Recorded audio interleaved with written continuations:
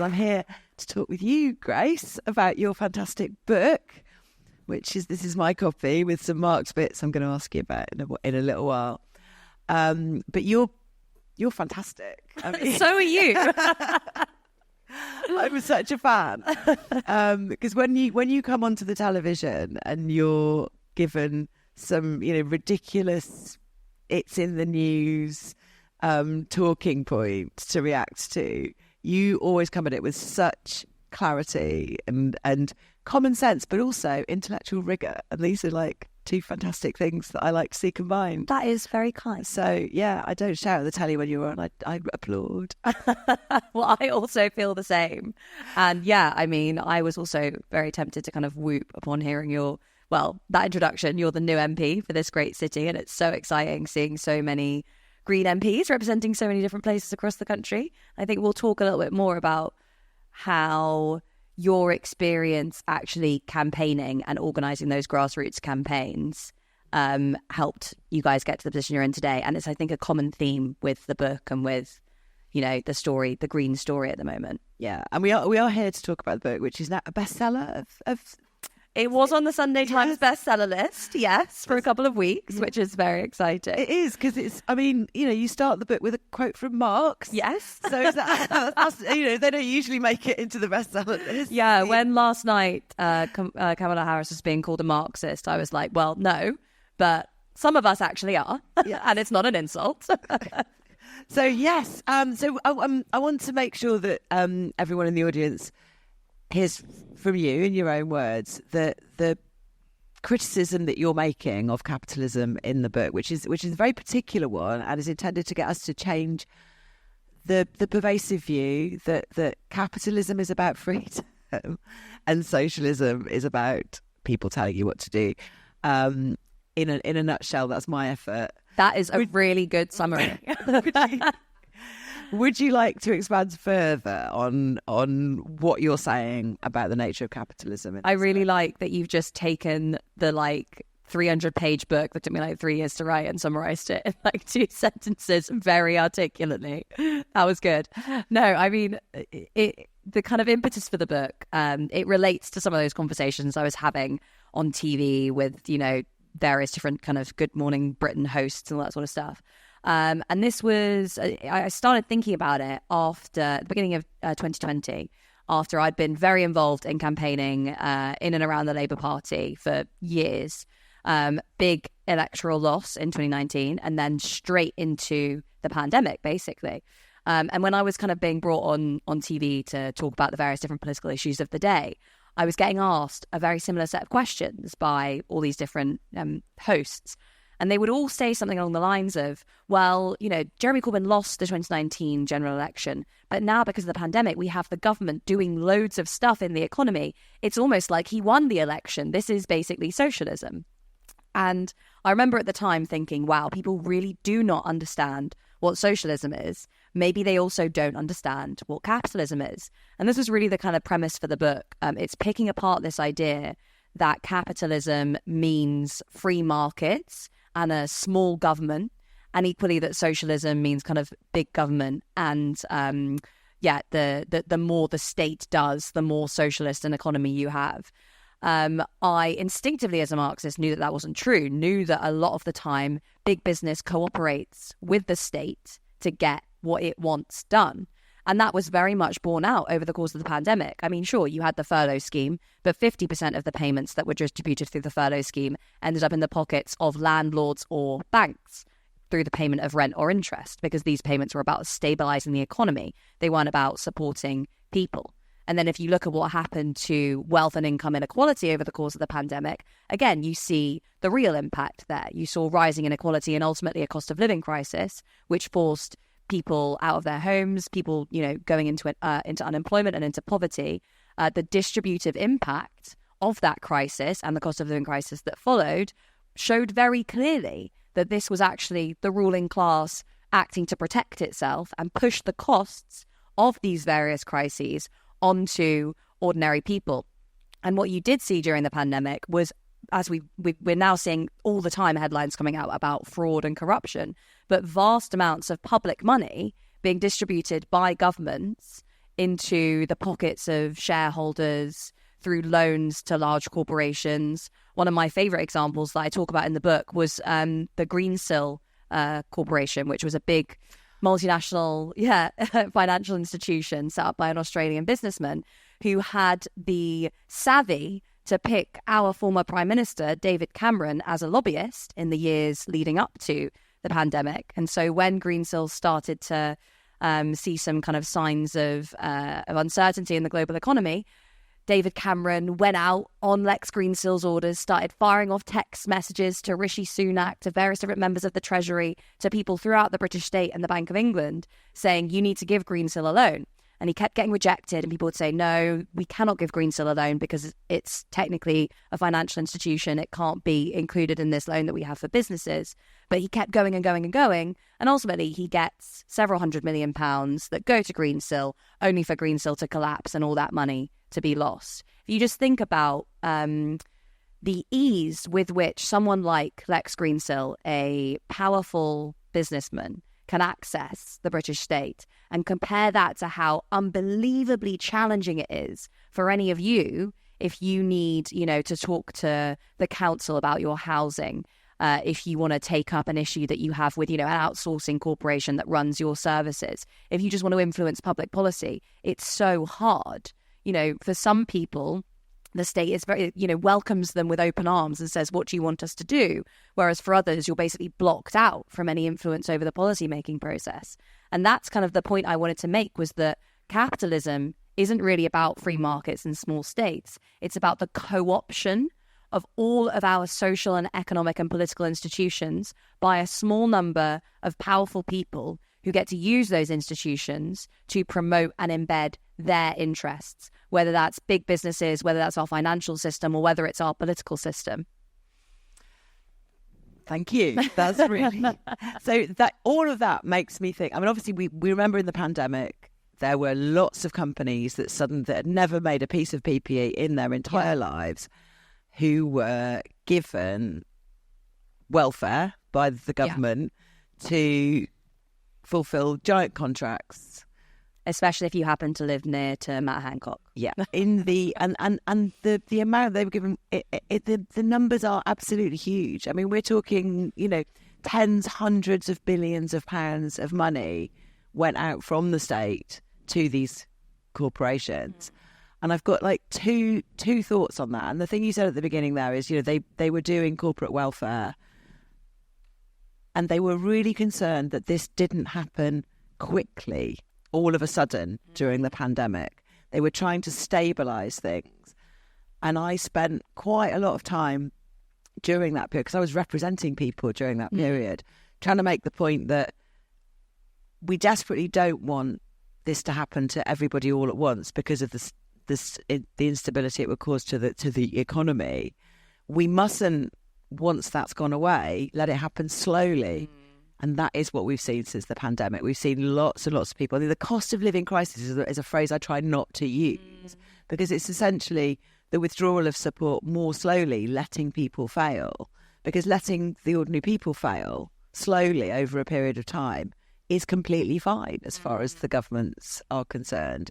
Whereas big corporations suddenly collapsing was not fine. And we saw that with the banks as well. There's unlimited amounts of money for the banks to be bailed out when they need money all of a sudden. But if you point out that over the course of austerity, several 100,000 people have died prematurely, you get a lot of scepticism and almost laughed at by the commentators. And yet that is true. Yeah. So it is that idea that we'll bail out capitalism to keep things stable, but we're not bothered when lots of people are falling off the edges if it's happening one by one.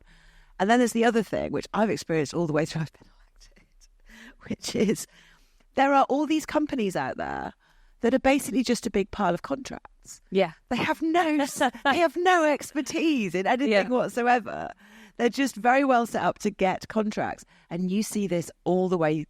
So many councils are employing very mysterious companies that keep changing their names to do things like the works on your windows, or fulfill a contract to do the bins, or all of these kinds of things. Most of the companies that are set up are not, they once a small company doing the bins, and now they're a bigger company, and they've grown up over the years. They're just big financial institutions that hoover up contracts and then just subcontract them out. And for that, you get no value and you get no transparency. If you're trying to fix this as a councillor, it's an absolute nightmare. And that, to me, is the embodiment of this idea that the state and capitalism are indeed planning things. You talk about planning a lot. Yeah. They're indeed planning things for us and making things happen to us and taking away our power to even ask questions. Yeah, I think the reason that I kind of wanted to bring in that discussion around planning, and it relates to all the stuff that you were saying, is because the right really wants us to make politics into a battle between markets and states, because people tend to project a lot of their beliefs about kind of, freedom and meritocracy onto the idea of the market. People who are like, CEOs and in positions of authority within the private sector are often held up as kind of, people who've been very successful and as kind of heroes in a capitalist society. Whereas most of the interactions that you have with the state are generally not positive. If you are interacting with the state in a capitalist society, it's often either because you're being punished or you're having to pay your taxes. It is a kind of a relationship of subordination, basically, where you're being told what to do without much impact the other way, without much of a kind of feedback the other way, and so, when the right presents the political divide between left and right as basically those are a bunch of statists who want to tell you what to do and control you, whereas we're the nice free marketeers who can identify with the wealth creators and the people who are successful, it creates a very powerful ideology and it creates a powerful kind of divide that a lot of people buy into.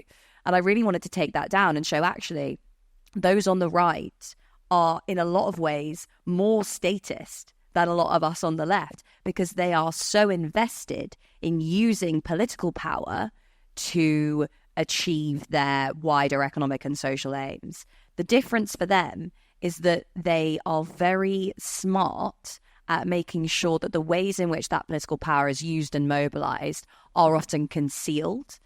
And they're concealed so that they can't be challenged. Look at what you were just saying with regards to the kind of the use of public funds, right? We're constantly being told there is no money left, right? Labour have come into power and said tough decisions are going to have to be made. There is no money left. Now, first, this is absurd. We know that, that isn't the way that public finances work. There is money left. But the ideological part of this is so much more important, because it is effectively saying your demands cannot be met. It's a way of insulating their decision-making from democracy. It's a way of saying that no matter how much you want this thing, whether it's healthcare or education or infrastructure investment, you can't have it because it's impossible. It's a really subtle but effective way of effectively undermining democracy. Because, of course, the ways that we might raise more money, like taxing the rich or, taxing big businesses more, for example, they are already completely off the table for reasons that we are never told. And yet there is always money for those big businesses, right? As we saw during the pandemic, as we saw during the financial crisis, there's never any question when there's an economic crisis that those big institutions get bailed out. They get as much support from the government as they could possibly need, even when it's not a systemic crisis, when it's one or two companies that are, at risk of going under, the state steps in to provide them with a helping hand. And in fact, what you were just describing about outsourcing, that is just one big kind of Ponzi scheme, effectively, that is constructed with the support of the government, that's saying we want to create a market for public services so that you have choice. But you don't have choice because there's one government. You can't, unless you're extremely rich, able to move around the world, you can't go and pick another government. They create the illusion of choice by farming out all these contracts to loads of different massive corporations, which, as you say, just develop specialisms in winning contracts by getting very close relationship with the consultancy firms that manage the contract bidding process on behalf of the government, and then advise the people bidding for the contracts how they could get the contracts that these consultancies have then written. So you have this kind of cabal of institutions that will work together under the watchful eye of the state, of various different elements of the state, to just suck money and power out of these institutions. And then, of course, when you want to challenge the fact that your house has mold in it, you can't go to your local MP because they'll say it's housing association's problem. When you're trying to deal with the fact that, the railway networks don't work or the schools aren't functioning properly, they'll say that's not our responsibility. We farmed it out to another private or semi-private organisation. So all of these mechanisms are ways to insulate the powerful from accountability, from democracy, and to kind of try and create a new relationship between governments and the people, where people aren't citizens anymore. They're not, groups of people who come together to try and influence policy, get involved in civil society, have debates, organize to try and change things. You are instead a consumer of public services. So you vote once every 4 years based on your political preference. You don't have any input into the policies that you're offered. You just take what you're given and say, I'll pick that one. And then over the course of the next 4 years, you act as a good consumer of public services, which means that you engage with all of these public institutions in such a way as to express your choice and be this passive individual, this isolated, atomized individual who's interacting with this set of institutions that is completely beyond your control. And that is what all of this is really about. It's about undermining that democratic link between the citizen and the government, about undermining democracy, in order to make sure that those at the top are free to make the kinds of decisions that they were always going to make, which is basically supporting the interests of big businesses, financial institutions, etc. But doing so whilst kind of living under this guise of democracy, saying, there's no money left, so we can't make these decisions. Oh, you're free to make whatever decisions you want about your public services. Just take it up with the outsourcing companies. You're free to choose, what kind of healthcare you want. Just move around from X and Y and Z place to pick the best place that's going to give you your heart surgery. All of this is just about taking power away from people whilst claiming to be empowering them. And the result is just immense dissatisfaction, disillusionment, and disempowerment amongst the vast majority of people who come up against these impassive institutions, state institutions, big corporations, financial institutions that treat them like passive consumers, basically, that don't have any political agency. And I think that's, in a big way, what is killing our democracy. And it's horrific when things go wrong. And you have, this has been something I've seen all the way through my political life, is things in one of these situations going wrong, residents doing the exact right thing, banding together, trying to challenge it, quite often coming to me as their local councillor, as a London Assembly member, as an MP now. I'm seeing exactly the same thing starting to emerge. But first of all, trying to solve it for themselves, trying to hold their landlord to account, trying to find out, what's going on in the institution, the big corporation that's not serving their needs, and being treated absolutely abominably, not getting access to information, being fobbed off. When they try and organise, being treated like troublemakers. And you know that I'm about to say Grenfell here, don't you? Because that is the absolute process that went on there as well. Their building had needed refurbishment. They put it out to a big PFI type deal with this big company, Ryden, and I bear them a grudge because they also refurbished some towers in Camden, where I was a councillor, that were done in exactly the same way. And those residents were experiencing the works going on and finding that they were given the choice of what colour to make the outside. They were not given the choice of whether to have windows that opened properly, whether they were able to choose, where their radiators went inside, because there was a big refurbishment going on. And they just wanted to have a bit more agency and a bit more say about what was going on.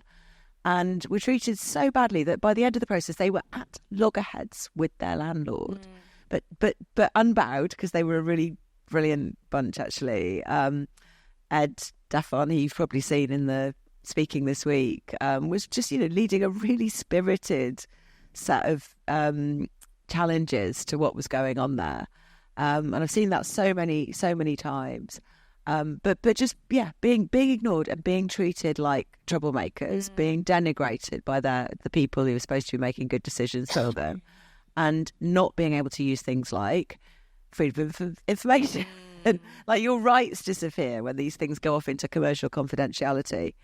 And you're right, it doesn't save money when you actually do manage to get some transparency and you force it out of them.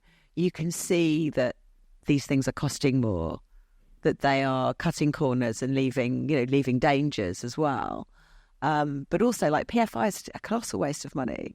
And so you're not getting good value for the money that you're collectively putting into it. And I won't say the taxpayer at this point. I'll say the collective budget of the country. But you are insulating it from scrutiny, and you are enabling it to be done in ways that, when you sometimes see actual naked corruption going on, you're not surprised because it's so hidden away. This needs to be sorted out because it is damaging things at every level. A lot of my examples are from housing and councils and all this kind of thing. But there's other infrastructure out there that's been built in a terrible way. And we are about to see probably something similar going on with the NHS. Yeah, well, I mean, with regards to PFI, just look at what's been happening with schools over the last kind of, 5, 6, 7 years, with PFI schemes used to build schools that were about 40% more expensive than if you just borrowed money, the government had just borrowed money itself. And they're literally collapsing. And children have had to be evacuated from these schools. If you think about the impetus behind PFI, it's, again, I'm about to explain. Sorry, good question. The private financing initiatives, which were introduced first in the late 1980s and then really taken forward a lot more under Blair. Now, PFI is like outsourcing on steroids. With outsourcing, you would have a government institution or a local authority that would write a contract and say, we want someone to provide our education services or our maintenance services for the council. We'll write this contract, we'll put it out to tender, and then businesses can bid for that contract, and they'll have to meet a bunch of criteria which will determine how they'll be paid. Now, there's lots of problems with this. Notably, it doesn't really generate accountability or competition because the local authority or the government institution just picks whichever proposal they think will be best. And often the way that these institutions make profit is by taking the amount of money they're given by the local authority and then trying to strip out as many costs as they possibly can to boost their profits, which means substandard care for everyone else. This is very clearly happening in, for example, care homes, which are generally often run by private equity. So you're seeing costs stripped out, patient care sacrificed, and then the profits siphoned off into the pockets of shareholders. But PFI was even more extreme than this, because it wasn't just that there was a contract writing process for the delivery of the service. It was that private investors would form a limited company and maybe issue debt or try and get investment from other parts of the financial sector, raise all the money privately, basically, meaning that they were paying private sector interest rates, which are always higher than what the government's going to be paying on its bonds. And then they would pay the contractors who would write the contract for the delivery of, say, the railway network. And then the contractors would pay the people who are actually managing the process, the project managers, and they would pay a bunch of other companies to kind of do the actual construction. So you had layers and layers and layers and layers of bureaucracy. At each stage, a set of companies was taking a cut, was taking a little bit of profit. And on top of all of that, the money that was being borrowed cost much more because it's always cheaper for a government to borrow because they're less likely to default than a private company. So you had these super expensive projects that were just designed to suck money out of the public sector and put that money into the private sector, allegedly on the basis that it would increase competition. It didn't increase competition because it was all about relationships. So, who got the contract and then who got the contract from the people who'd won the contracts, etc. And it ended up delivering horrendous failures, particularly looking at the schools program, Building Schools for the Future, where literally schools collapsed because of the shoddy workmanship that was undertaken. And all of the justification for this was it will take the money off the government's books. Now, the government's still paying for this because it has to pay all of these people back.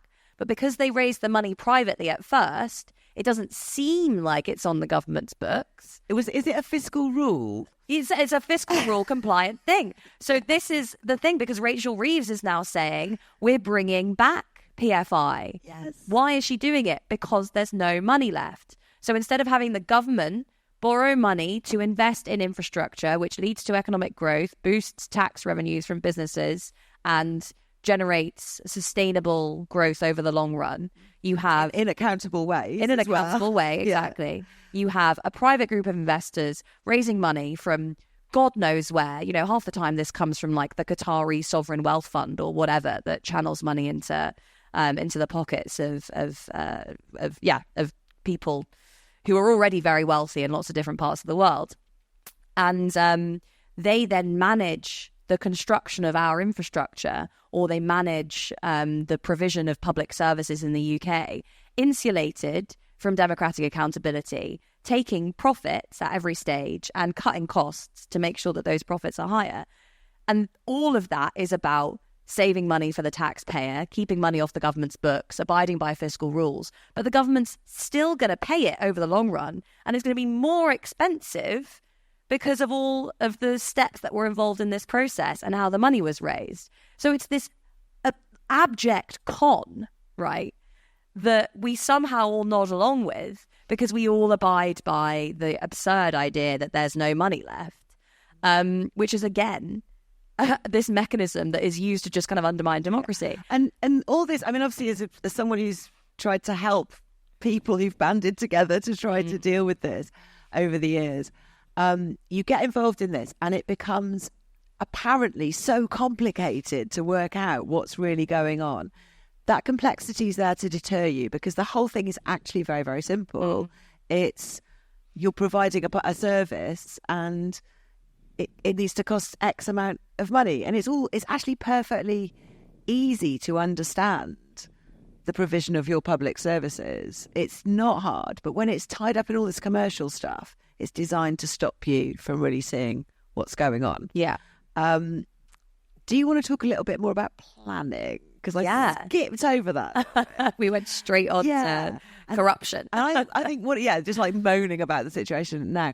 But there is this concept that socialist economies and social, the sort of democratic socialism that we would enjoy to have, is where the planning is done by bureaucrats in the centre, and this is bad, and that in capitalism there's freedom and everything just works and what you're arguing, and a lot of what you talked about just then is that, but it's very much saying that the capitalist economy is just as planned. The only difference is who's doing the planning, and that's very, very powerful. And I'd like you to say it in your own words.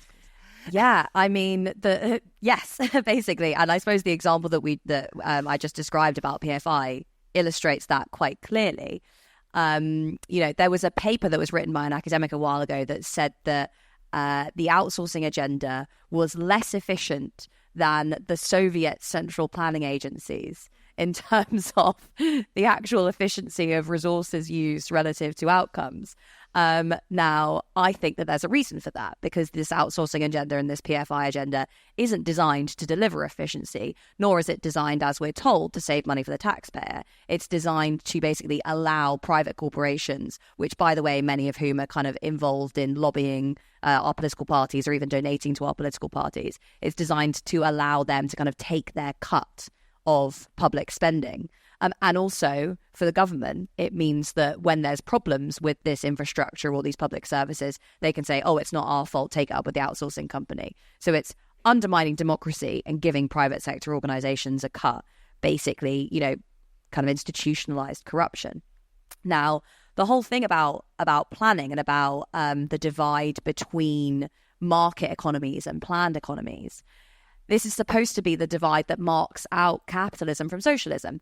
Capitalist economies are, we are told, free market systems, generally democratic ones, where no one person or one institution gets to make all the decisions. Instead, power is decentralized, which means nobody can take over these institutions. And it means that the magic of the market, which uses supply and demand to make sure that we have prices that reflect the availability of goods and the demand for goods, and that generates a very efficient economic system over the long run. All of these are arguments that are made for capitalism as a free market system. But capitalism isn't a free market system for a number of different reasons. Firstly, the market is not free. It's dominated by massive monopolistic corporations, which can basically afford to ignore the pressure of competition because they are so powerful. Think of the big tech companies, think of the big fossil fuel companies, the fossil fuel companies that have had their most profitable years ever over the course of the cost of living, i.e. the cost of greed crisis, whilst saying we had no choice other than to put up energy bills. And yet they've literally made unbelievable amounts of profits. So we have monopolistic markets. And equally, there isn't this clean divide between the state and the market that we're told exists in kind of free market systems. Neoliberalism, which was this kind of free market movement that happened during the 1980s when Margaret Thatcher came to power, for example, she came to power saying, I want to deliver free market capitalism. I want to strip away the state. It's become overbearing. It's telling everyone what to do. I want to deliver you individual freedom. And that was the whole narrative. It was like bigger markets, less state. And yet that is what we're told happened, but the state didn't shrink. It just started catering for different sets of interests. The state shrunk for some people, those who relied on it for public services, for healthcare. It became very, very large for others. So the big corporations and financial institutions that wanted tax breaks and subsidies, and also anyone who resisted that system, they became very, very well acquainted with the immense disciplining power of the government. So it wasn't as though we had this kind of shift and that we got, more market and less state. In fact, we got a state that was acting in a certain set of interests, different interests than ones that had maybe governed it before.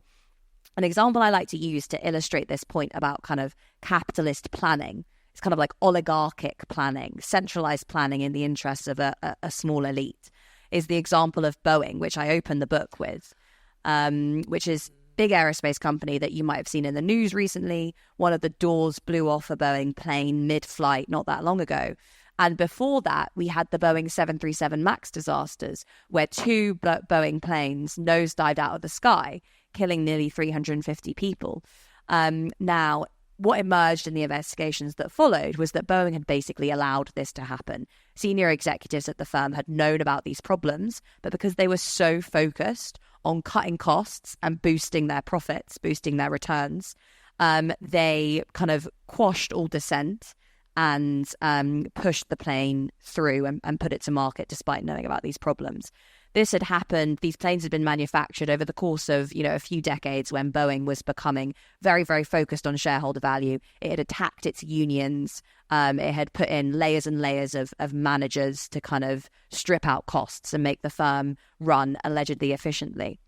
And it had also taken place as the American state had decided that aviation regulation could be run in the same way that banks were regulated at the time, which was based on self-regulation. So Boeing was being regulated by a unit of the Federal Aviation Authority that sat inside Boeing and whose workers were being paid by Boeing. So naturally, no one in the FAA picked up Boeing or what was going on, and it was allowed to kind of move its planes into market. So you might think, oh, this is a classic example of kind of capitalist excess. It was, an unaccountable corporation being too greedy and do what big corporations do and trying to maximize its profits at all costs. What we need is a bigger government to try and regulate that and to make sure that type of thing doesn't happen. The only issue with that is that in the US, Boeing was in 2018 and 2019, when these disasters happened, the biggest recipient of corporate welfare in the country. So it was being given money and support by the American government that was supposed to be regulating it. It was also heavily involved in the US's military-industrial complex. It had loads and loads of contracts with various areas of the American state. So the American state needed Boeing to survive and intervene to make sure that would happen.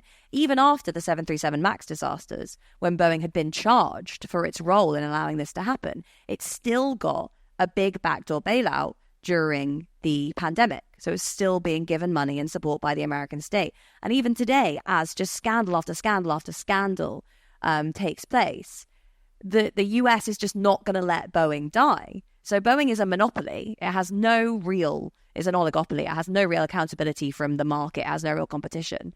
And it has no accountability from the government either. So you basically have a few executives at the top of Boeing who are able to decide how they manufacture their planes, ignore everyone who says this is unsafe, ignore the regulators, and then members of the government who are effectively working alongside these executives to allow them to do whatever they want. That is a planned economy. It's not a planned economy in the same way that you would have had in, the USSR, where it would have been different people, but it's, a similar effect.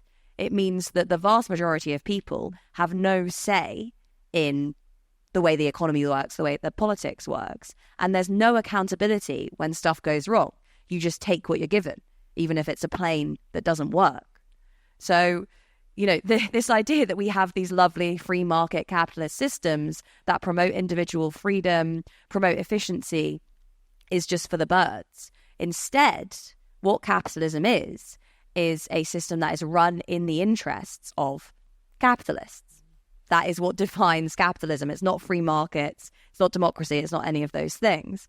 And so the opposite of capitalism is not a kind of big state socialist ideal that a lot of people on the right want to paint it as. It's actually a democratic system, i.e. one where everyone, not just capitalists, not just those at the top, gets to decide on significant, economic and political policy issues, and that there is real accountability for those who are making those decisions and making those calls.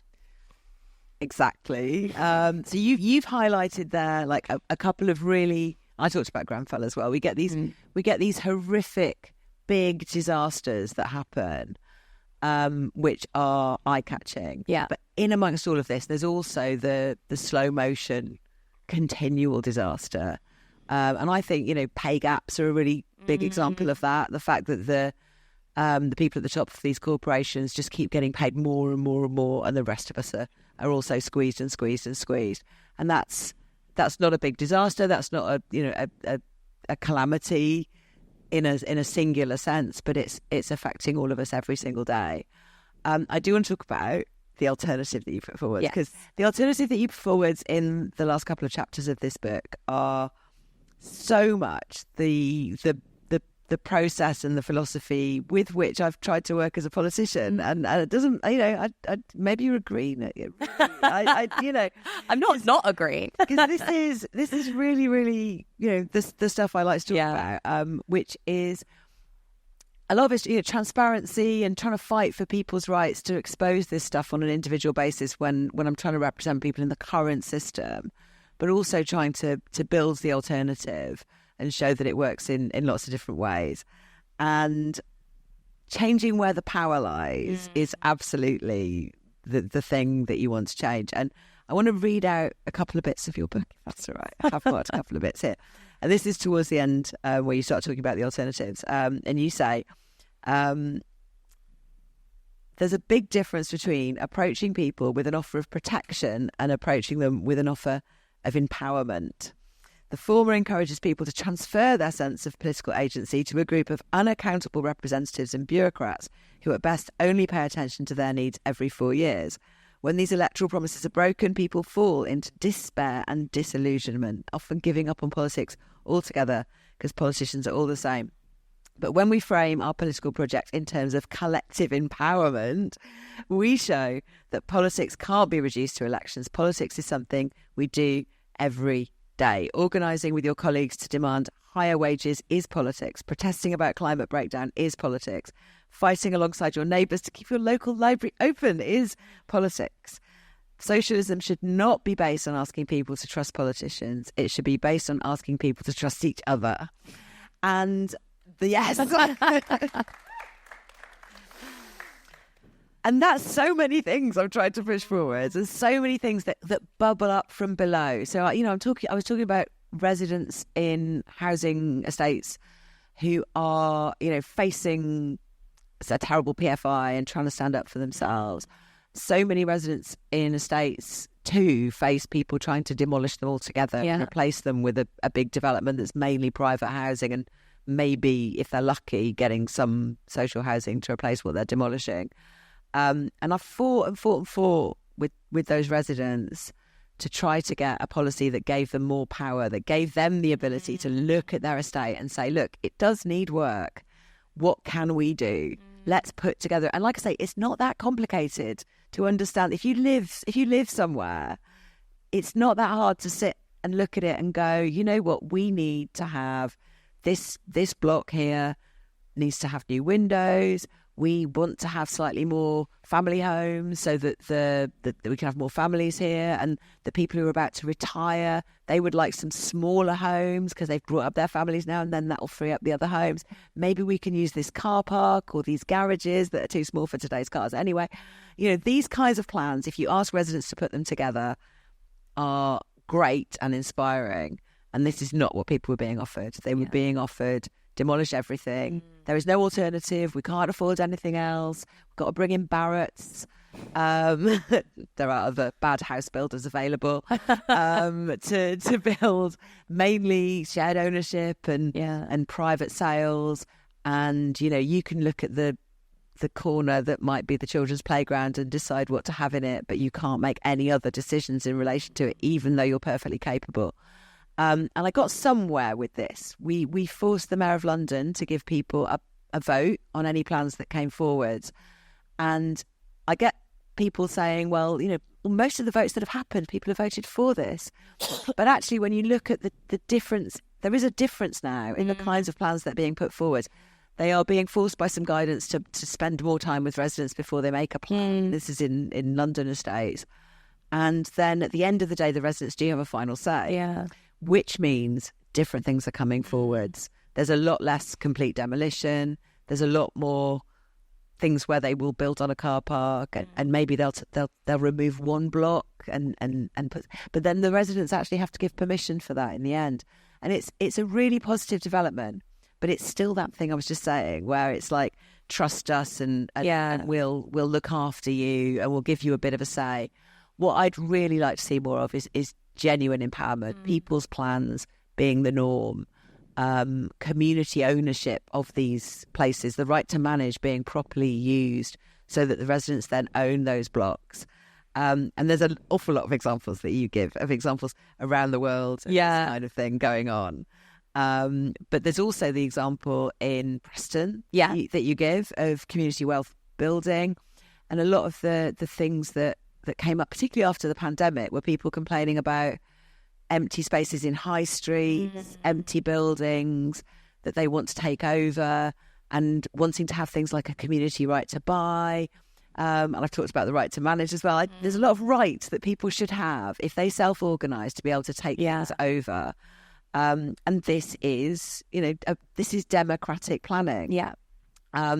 There's another example you give of, I think it's Reykjavik. Yes, Reykjavik. Yeah. Where the party that called itself ingeniously the best party. Yeah. I think they were formerly the pirate party. They were related to the pirates. There's a very interesting set of politics in Iceland. It's confusing. But yeah, essentially that's a slightly independent party that said it was the best party, but came on a platform of radical empowerment. And enable people to post the crash there, make a plan for Reykjavik. And these kinds of ideas are what we should see more of, aren't they? Yeah. And do you want to talk a bit more about some more of the examples? Because I know there's a lot. I mean, you go right back to the Lucas plan. That was the one I wanted to start with, and then go through to the People's Plan for the London Lucas Docklands. Plan was when I was about 2. That's a very long time ago. Yeah, it was a long time ago. But I don't know. I think it's empowering to look through history and across the world to see examples of this kind of democratic planning being done, because the main reason we're given as to why people can't have this kind of power, or why they shouldn't be given this kind of power, is that they would just abuse it. And actually that, politicians are much better placed to make these decisions than ordinary people, because they can't be trusted and they're lazy and greedy and they won't turn up to the meetings. And if they do, blah, blah, blah, whatever.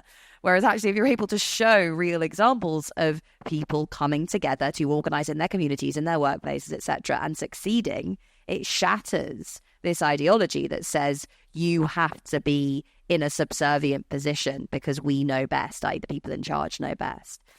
A great example that kind of contrasts with the example of Boeing is the Lucas plan, where workers at Lucas Aerospace, which was a British aerospace company in the 1970s, came together to develop a plan for what was effectively a failing industry. They first went to the government and said, "Can you nationalise us?" The government said, "No, we can't. We don't have the money." And instead, they developed their own plan. So the trade unionists went to the workers in this corporation and they said, "Have you got any ideas as to how we could make this a viable firm again?" And the response they got from these workers was astonishing. Throughout the organisation, engineers, people working at all different levels put forward ideas as to how they could use the resources that were available in this firm. And rather than producing weapons, which is what they were primarily producing at the time, they said we could produce wind turbines, we could produce kidney dialysis machines. There are all of these ideas as to how these resources could be repurposed for what they called socially useful technologies. And there was a whole plan for transitioning as well, how the workers would manage themselves, how this would become a democratic, publicly owned, worker-governed corporation. And it really, there was an MP, a Labour MP, that stood up in Parliament and said, this threatens the fundamental assumption upon which capitalism is based, which is that the managers make the decisions and the workers obey. And by giving the workers this power and autonomy, they showed that they were able to develop a plan to save this firm that the managers had said, well, there's no point in saving it, and all those resources could just go to waste. Unfortunately, the Lucas plan didn't succeed, partly because of Margaret Thatcher coming to power. This was literally in 1979 that this was happening. Thatcher came to power, went to war with the unions, and Lucas was broken up in the kind of shareholder value revolution that followed the 1980s. And parts of what was once Lucas Aerospace, after it had been chopped and changed and moved to all these different companies, ended up being subsumed into a company that provided the faulty sensors for the Boeing 737 MAX planes that ended up crashing out of the sky.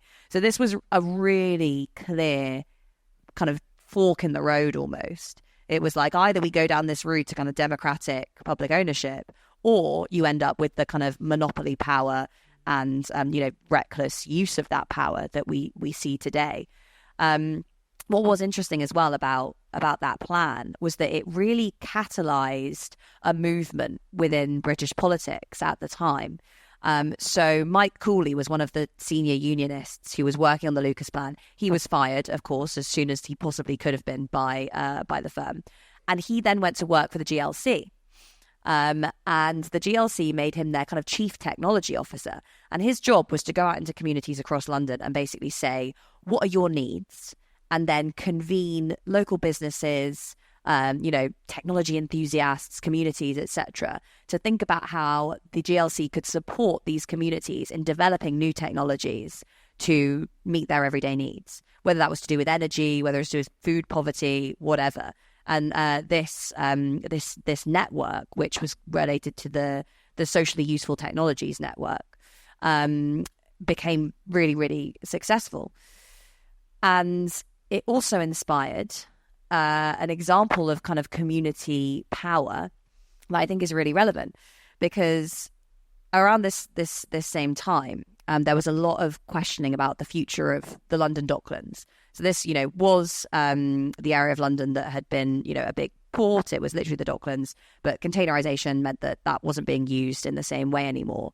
So it become, pretty basically impoverished, and there wasn't a lot of economic opportunity. So there was a redevelopment project that was designed by Thatcher, which who formed the London Docklands Development Corporation. And the idea was that they were going to turn this place into a kind of special economic zone with lower taxes, freer regulation, and basically transform it into a haven for financial capital, make the land all cheap, redesign the entire place architecturally to make it suitable for lots of big financial institutions, connect it up with the rest of London to make it easier for people to move around. And do all of this under the guise of kind of private corporation. And this is, of course, what we have today. You have, the Docklands, which is, again, the land is privately owned by a corporation. If you go there, you don't see homeless people because of the rigid policing of that land. Privately owned public space exactly. is out of control in that area. Very, very scary and weird. But there was another option. And Mike Cooley was also involved in supporting this, which was the people who were living in the Docklands put together a people's plan for the London Docklands. And they said, rather than doing this, why don't we invest in social housing, work with local government to allow local people to get jobs in, the services that may then have been farmed out to outsourcing companies, so in care, in education, etc., and redesign the whole space to make it work for local residents rather than these massive corporations. And the impetus for the plan, the quote that comes out of it, was that the people there had a vision for their children that was more than them just being lavatory attendants for passing businessmen. They wanted to create a real community space. And again, what did Thatcher do? Shut down the GLC. This is a movement. Killed it off. Literally destroyed the GLC. So all of these projects were just crushed. And this was a movement, remember, the movement that brought Thatcher to power and brought all the neoliberals to power, which said, we're about freedom. We want to give, people individual expression. We want to allow them to, achieve their dreams and do whatever they want to. And yet these examples of incredible human ingenuity, whether that's the Lucas Plan or the People's Plan for the London Docklands, were just crushed rigidly and ruthlessly because this was collective organising that dared to resist the status quo. And this is, I think, kind of what the stakes really are. It's not free markets versus governments or whatever. It's kind of organised power at the top of all of our economic, social, political institutions versus the power of people coming together. And there are lots of clever mechanisms that have been used to divide us and make us think that we don't have collective power, from, the war against the labour movement and all the anti-union legislation, to throwing demonstrators in prison, to, carving up our communities, privatising our public spaces, just individualism in general, making us believe that we have to compete against one another rather than cooperating. All of these subtle mechanisms have been used to make sure that something like the Lucas Plan or the People's Plan for the London Docklands, that it doesn't happen again. And instead we just take, the London Docklands Development Corporation and the PFI companies and the outsourcing companies, and we allow them to parcel up our land, parcel up our democracy, and, just basically take over the state, take over our society. But the real important point is I think that only happens because we've all been forced to acquiesce, because we've been so divided amongst ourselves that it's become much harder to resist. And actually the really interesting cases, and I know what you try and do in politics, is to bring people together to resist, and to not just resist, but actually to make, propose, exactly, to build. Yeah. So I spent a lot of time trying to push the idea of a People's Land Commission. Yeah. Which I thought you'd mentioned this in your... you started talking about it. Because there is an example of a People's Land Commission movement in Philadelphia, in America, which is an area that was suffering from industrial decline. There was lots of land that was kind of out of use, and even within the city centre, areas that were quite run down. And the residents, they put together, like, as you can in some American cities where there's a bit more power, they put together like a voting resolution to create a People's Land Commission and a People's Land Bank that would start buying up and accumulating this land. So very much like the Royal Docks, essentially. And this happened, and the commission wasn't a commission in the way you think about it. It wasn't like a bunch of people who sat down with a map. I hate that. I hate it when people treat our real lives like dots on a map or especially they do that with estates. Yeah. They'll look down, the architects will look down on it and go, well, that tree's inconvenient. It's in the way of my vision of a thing that goes from here to here. Instead of being there on the ground, planning it upwards. And so, the idea of a People's Land Commission is not that at all. It's literally to just throw open the gates to anybody who wants to come in and look at their area and make ideas for bits of land or buildings that they want to get hold of, things that they want to keep the same, things that they want to change. And then for that to become the blueprint for the state to come and take the land and start to use it, but then take it and then you give it back to them to do what their ideas are. And this is it isn't perfect what happened in America, but nevertheless it did achieve some really bottom up regeneration in a way that we just don't see in other places. And I don't know how many of you are old enough to remember. There was a project on the 1000th anniversary of the Doomsday Book in 1986, which I was about 10 at this point, or 11. I was in primary school still, and this involves schools going out and mapping a little area around their school, and talking about what they liked about it and how they thought it might change in the future. And like Blue Peter got involved, and the BBC, and all these contributions that we made looking at 1 kilometre squares around the whole country were preserved forevermore for the future on 2 giant laser discs. And those giant laser discs are now only able to be played on 1 machine that's in the Bletchley Park Museum. So preserved for the future in the same way as the Doomsday Book was. It's not quite the same thing. But I took part in this as a child, and I really do, and this inspired me to be obviously involved in town planning forevermore and get involved in community activity. But no, I really loved it, and I've kept pitching this to the government and the mayor that this should happen again, in the same sort of way, because I feel like going into schools and asking children to go out and plan what they'd like for their area and to identify things that are wrong and come up with ideas is really powerful, because you find everybody in the schools. The parents of those children might get involved. And I really like the idea. I love representing Brighton, because everywhere you turn, there is a self-organised community group doing great stuff. Like if you go into Hanover, there's so much going on that when you go into Hanover, there's a forum of all the groups doing this. You have a regular meeting where they all update each other on what's going on. It's like there's an extra layer on top of the groups doing the good work that is them getting together and being organised. And that's absolutely fantastic. But I also feel like the participation needs to be wider than the kind of can-do people who get involved in that. People like me will get involved in that. And I feel like if you went and you did something like a land commission, a plan, just say to everyone, let's help plan our communities and our economy and what goes on in our local area. And you went in through the schools as well, and you got the children and their parents, which represent all the different people involved. It would genuinely create a blueprint that surely any politician can't ignore once it's been created, once it's been, and it's not on laser discs, it's somewhere we will not lose it in 10 years' time. I just think that's something that ought to happen. I think you're right, and there are so many ways that you can do that across various different areas of the public sector. So like, how can we democratize healthcare, for example? So rather than having what we've had with various reforms of the NHS is just layers and layers and layers and layers of bureaucracy and management, half of that is designed to promote, the marketization of the health services, right? Which hasn't worked and has, again, just introduced more and more bureaucracy.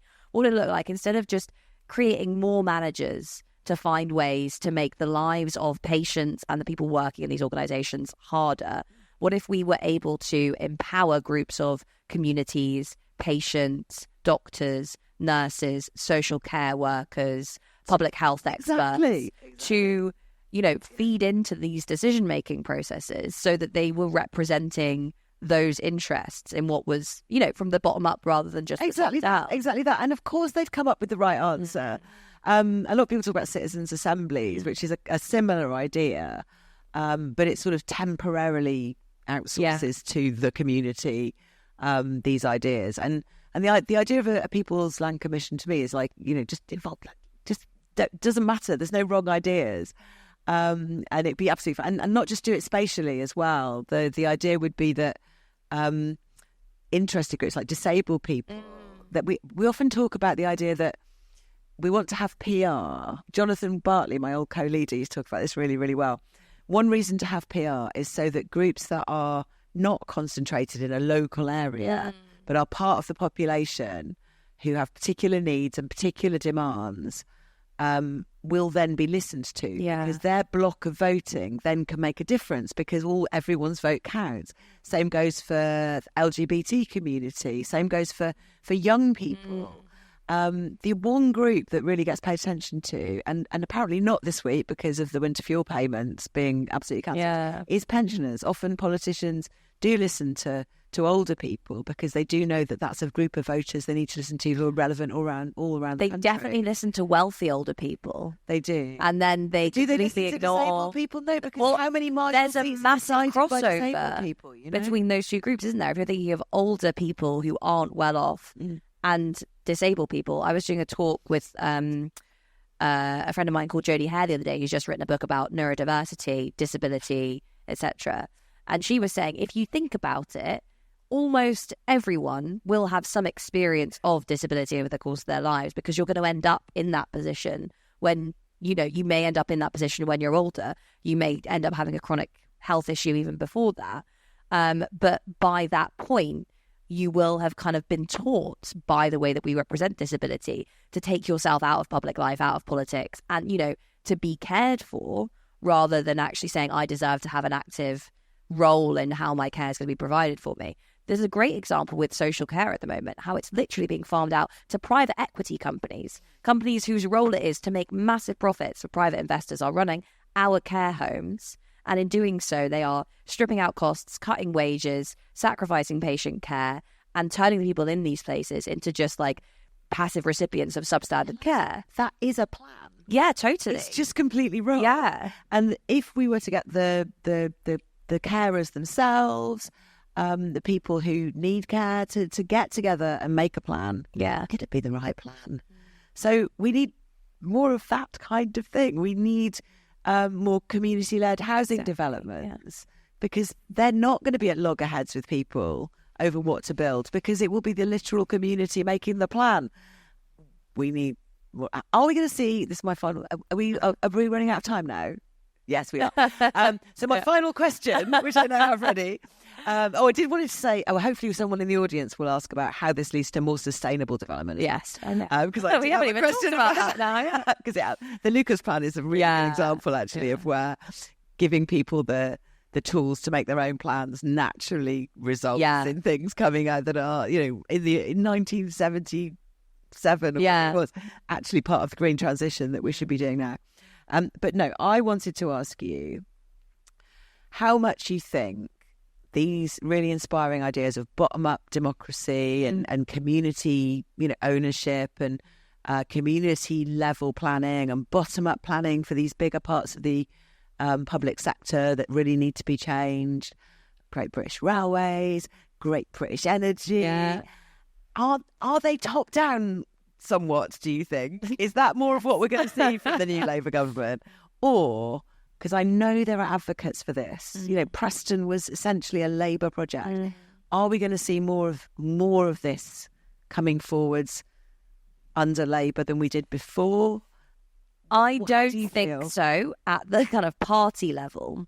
And the reason for that is that Starmer's Labour is a really good example of what I write about in the book and what political scientists have been writing about for a long time, which is something called the cartelization of politics.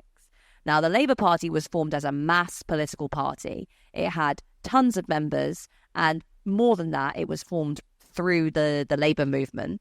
And based on that relationship, there was a mechanism for lots and lots of people to get involved in decision making and to, put pressure on policymakers to take their concerns seriously. And that expanded, and Labour ultimately came to kind of encompass lots of different groups that were able to have an influence over policymaking and who would debate, often in places like this, in Brighton, at party conferences, debate what policies should be. The Blair project and the Starmer project has been to cut off that mechanism for political accountability. So to turn the political party from a mass party into what some political scientists who were writing about in the 1990s called a cartel party. And the idea of the cartel party is that it doesn't rely on a mass membership for resources, for campaigning support, for funding. Instead, it relies on the state for resources. So, the state basically kind of distributes resources to different political parties and allows them to kind of use their access to state institutions to build relationships with businesses and wealthy individuals that will cover those costs. And they act like cartels in politics, where, if you have two cartels in a business sector, they'll collaborate with one another in order to fix prices to make sure that people don't have access to as much choice. So again, these political parties will collaborate with each other as well as with state institutions to make sure that other options that a mass political base might want are cut off. Now, for me, more than any questions of their own personal ideology, that is the thing that concerns me the most about New Labour. It's the centralisation of decision-making. It's the cutting off of any relationship between the leadership and not just the membership of the party, but the leadership and basically the rest of civil society as a whole. It's the brutality with which they're treating protesters and anyone who tries to kind of stand up and resist their agenda. All of this speaks to a political project that is essentially about centralising political power, making sure that there are a few people at the very top of our society and the very top of our government who get to basically say who gets what. And they do so based on the strong alliances they have with the lobbying firms. You guys must have seen all the exposés that have been written about the role of lobbyists in developing Labour policy. It's astonishing with, their donors, businesses, etc. Rachel Reeves and Starmer have famously been on a charm offensive around the city saying, what do you want us to do? And we'll do it. And also, meanwhile, they did put in place just before the election quite a dramatic demonstration of the fact that they want to choose their candidates, for example, exactly. for you. Yeah, totally. To demonstrate that bottom-up link was kind of broken. I mean, we saw that most dramatically with Pfizer. With Pfizer, yeah. Who just brutally dropped after having built up so much support in that years and years and years with a baby, having worked for a very, very long time to get to a position of finally maybe being able to get a seat, and then bam, it's gone. And it happened to lots of other people as well. Well, one quite close to here as well was very similar in its timing. Different reasons, and we don't know the final outcome of that. But nevertheless, the timing of that was, I think, intended to show that we will be deciding a lot of stuff from above. And the winter fuel payments thing doesn't actually save very much money. No, it's almost like it's a demonstration of something to me, as that's how it feels to me. I think you're probably a lot of people have pointed out that they're pointing to pension credit as something that more people could claim, although there are lots of people above the threshold for that who could never get it. But if people did claim pension credit to the extent to which they are entitled, all the money they've saved by cutting the winter fuel allowance would be used up, more or less. Yeah, it's a policy designed to do something else, and I'm not sure what that is. I think you're right. It's designed to disempower people, basically. It's to really, really push through this point that your government can't help you, that your government isn't here to help you. Even if you wanted it to help you, there is no money left. So we not even anything for your exact winter fuel bill. And it's so absurd that the idea that the state can't help support your fuel allowances. This is something that is decided by the market, and if you can't afford it, well, you just have to take it. I'm sorry, the people who are producing this energy have made astonishing levels of profit. These have been some of the most profitable corporations in the global economy over the past 4 or 5 years. And all of that money, they've been saying, by the way, the BPs, the ExxonMobils, etc., they've been saying, we're going to take all that profit and we're going to invest it in transitioning towards decarbonisation. At the same time as their profits from fossil fuel exploitation were increasing, they basically cancelled those transition plans and said, no, actually, we're making those profits from fossil fuels now, so we're going to stop investing in decarbonisation and we're just going to, stay on a track that's proving very profitable to us. Yeah. So those are subsidised industries. They're subsidised and industries. The water industries have just been re-allowed to make profits. There are, we keep pointing at, we keep waving a wealth tax every opportunity we get. Adrian's something, and what about wealth tax? We keep showing them other alternatives to making these cuts, but they don't want to. And there's two examples. There's the 2-child benefit cap as well, which could have been released at minimal cost. Really, in the grand scheme of things, and wasn't. It's about disciplining people into subservience, basically, and saying things are, Keir Starmer very clearly said things are going to get worse, and you need to take that on the chin, i.e., don't resist, don't organise, because there is no other option. These tough decisions are deliberately being made to make people feel powerless, basically, to make people feel like there is no other option. And they are counting on the fact that the country will just take that lying down. And I think they're wrong, actually. I don't think that is what's going to happen. So we're not going to get given power from above by Labour. They're doing the opposite. Demonstrating that they've got all the power now and they're going to use it. But there are always ways to take back your own power. Absolutely. I don't really like asking up from above for power to be devolved anyway. There are lots of ways to organise and get on with things and keep demonstrating that the alternative is there. There's nothing to stop anyone from making a people's plan for their local area right now, if you want to do it. Writing things down, visualising things, coming up with your own ideas. The Lucas plan was not allowed. It was just done. I think we should be doing a lot more of that. People are crying out for an exciting alternative, and the more we're doing it from a bottom up, the better, really. I completely agree.